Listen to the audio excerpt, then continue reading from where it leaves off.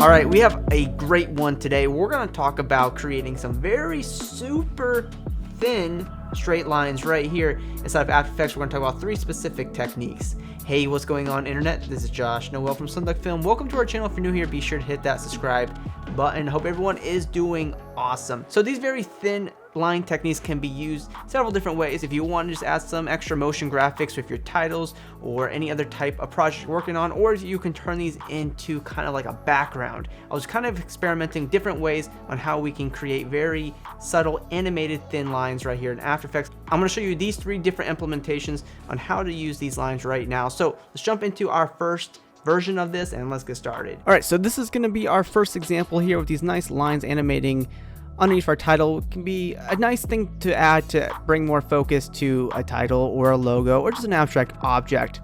So we'll jump over to our tutorial composition. All we have in here is a background and a title, and all those extra elements were from a pack called Cine Punch, which has like 10,000 assets within it. I think I've only downloaded like 5% of the total pack. I don't even know if I even have more than a few hundred elements in it, but this pack ranges from like particles, lens flares, tons of overlay objects like fractals, glam, and a few other things that I've never heard of that are really cool. So I'll drop this link in the description. The best part about it, these 10,000 elements are like on sale right now. So like, I don't know, man, 10,000 elements on sale. I don't know. I just love using that pack. I've been using it for like over a year now, but I'll drop that link in the description if you want to check it out, and we'll get started right here. So what we're going to do is grab the pen tool here at the top. Make sure to click on the word fill and set it to none and click OK. Click on the word stroke and set it to solid color and click OK.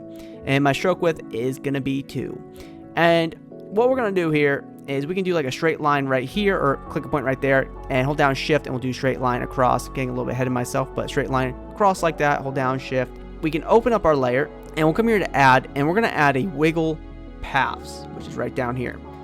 All right. And you know, you get a little bit of wiggly going on there. And I'm going to put the wiggle paths outside of the shape 1 and be sure to put it underneath shape 1. Just kind of keep everything organized. And if we scrub through this, you'll see that, you know, get a little bit of wiggling going on, and that's fine. But I want to set this to smooth, and we increase our size up to like 50 or so. And boom, you get a little bit more of that nice wiggle expression in there. And we can bring down the details, which is the number of points. I'm just going to keep it at 9. I like that. And if you want to make it slower or faster, you can adjust the wiggles per second. So if you have it, you know, it's going to do some crazy stuff if you keep it up high. I'm going to keep it at 2. And the coloration, didn't say that correctly, set that down to 0%. And, you know, that looks good. So that's all we'll touch for this. And then obviously we want to be able to duplicate it. So we'll close up the wiggle paths, click on the word contents, go to add, and we're going to add a repeater. And we'll open up repeater 1, go to the transformer repeater 1 where it says X position right here, the X position, set it down to 0. And then all we're going to do is break the chain for scale and go to the Y scale. We'll set this to like 80%. So where it says copies, let's go ahead and increase that up to like 10 or so. And where it says end opacity, set this down to 0%, so it kind of fades in there in the background.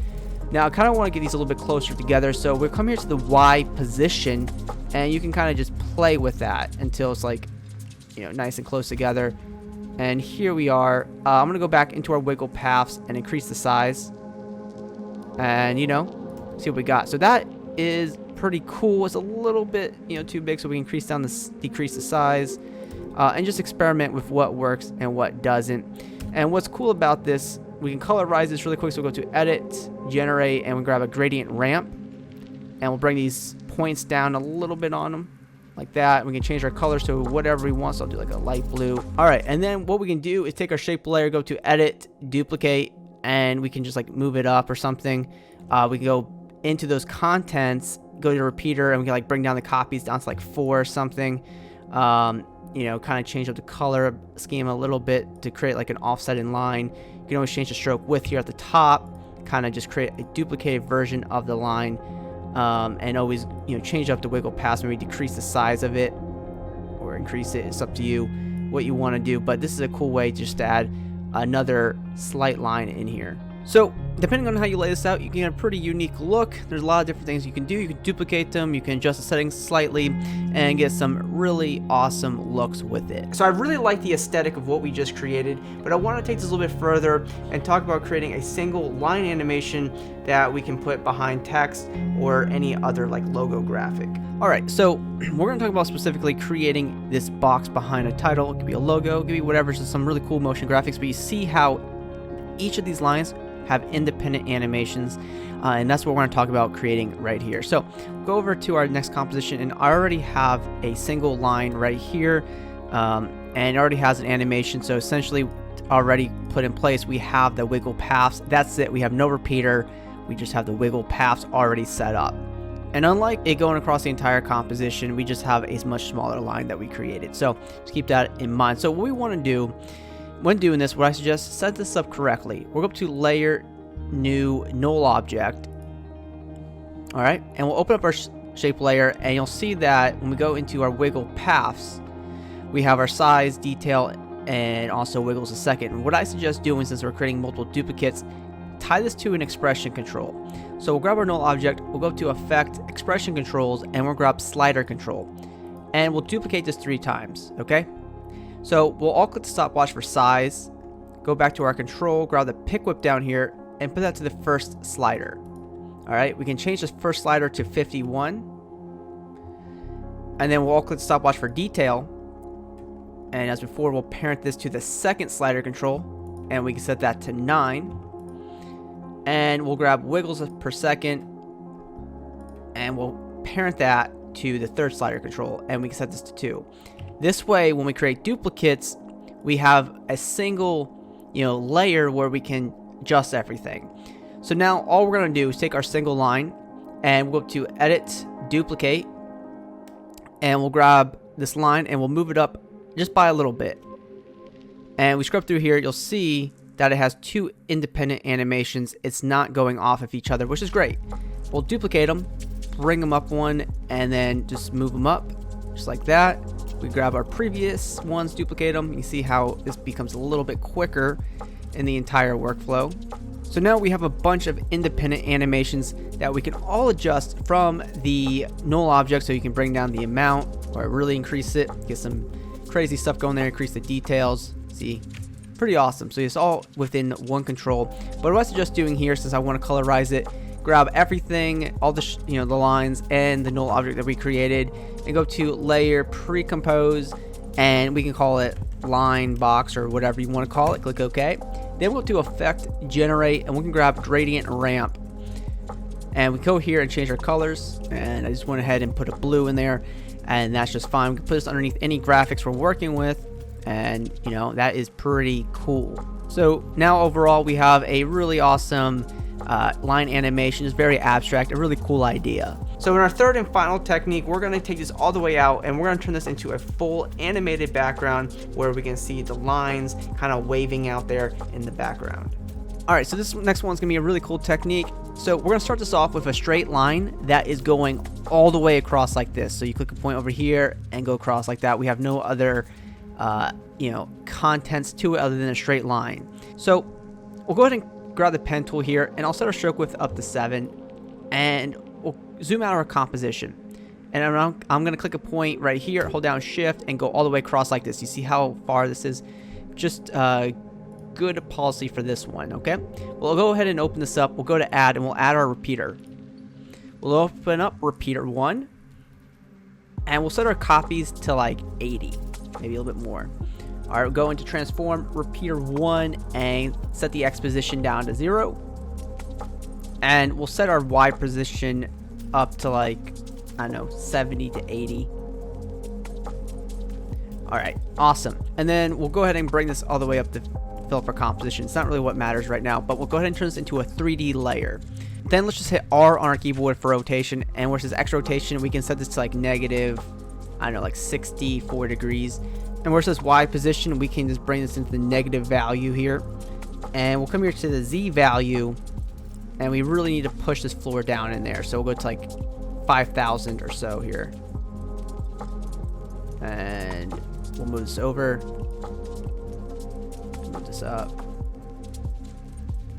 Okay, so when you kind of have it like this, you can copy my settings right here, my position settings, but that's cool. And from here, what we'll do is we'll add a keyframe for position, and we'll move forward in time. We'll say 6 seconds, say that's how long we want our animation to be. I can just come here and bring it forward here or backwards, it doesn't matter. And now we have a slight animation in here, and that's cool. All right, so what we're gonna do here is we're gonna grab our shape layer and we're gonna pre-compose it, and we'll just call it floor line. Click OK. Go into that composition, and we'll go to layer, new adjustment layer. Go to effect, distort, and we're gonna grab mesh warp. And we can bring down the number of rows and columns to like 4 to make this a little bit more simple. And make sure the effect is selected, and you'll see you have like this kind of like a tic-tac-toe board here. It might be kind of hard to see with a white stroke, so you can come here and just make this a little bit darker so we can see what we're doing. And nice. All right, we'll add a keyframe for distortion mesh, and we'll just come here. You can grab each of these corners and just distort them, you know, move them over like an opposite way, so you can kind of create this S animation. And just be careful to not like click off of the crosshairs. It's kind of actually difficult to click on these a little bit. All right, so we have our first little distortion here, completely random. There's no science to it, or maybe there is. We'll go to like 5-6 seconds, end of our animation, and then we'll just start moving these around. So this will actually officially get it animated, and you know, this is where you just be random with what you're doing. All right, so now you'll have a very nice slight animation with the waves, and that's nice. Then we'll go to effect, generate, and we'll grab 4 color gradient. And we can change some colors here, and you can make those any colors that you want. We'll go back into our main composition, and here's this. Now, we have that full animation in there, but with all these lines, it's kind of distracting to look at these. So let me add some quick effects just to make this look a little bit better. Let's go to layer, new adjustment layer. All right, and let's grab the box rectangle tool right here, and let's just create like a rectangle box like this in the middle of our composition. Let's go to effect, blur and sharpen, and let's grab camera lens blur.